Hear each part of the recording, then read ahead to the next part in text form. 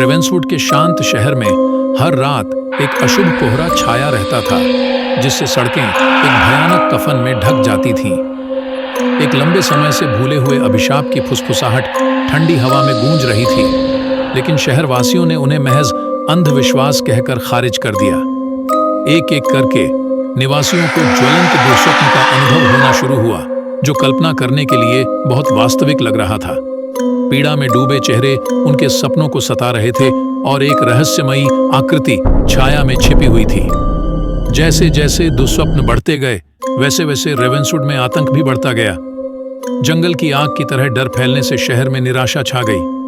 जिन लोगों ने शाप की उत्पत्ति की जांच करने का साहस किया, उन्हें एक प्राचीन डायरी मिली, जिसके पन्ने खून से सने हुए थे और मंत्रों से भरे हुए थे।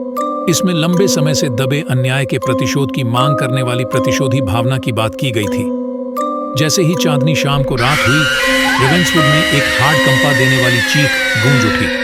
शापित आत्मा उभरी, उसका रूप अंधकार और अलौकिक धुंध के बीच बदलता रहा। जैसे ही शहरवासियों को एहसास हुआ कि बुरे सपने एक भयानक वास्तविकता बन गए हैं, तो दहशत फैल गई।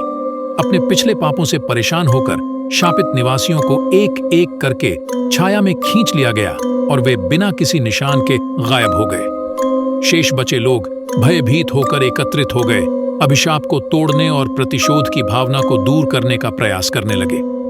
लेकिन डायरी के प्राचीन मंत्र उनकी कल्पना से कहीं अधिक शक्तिशाली साबित हुए।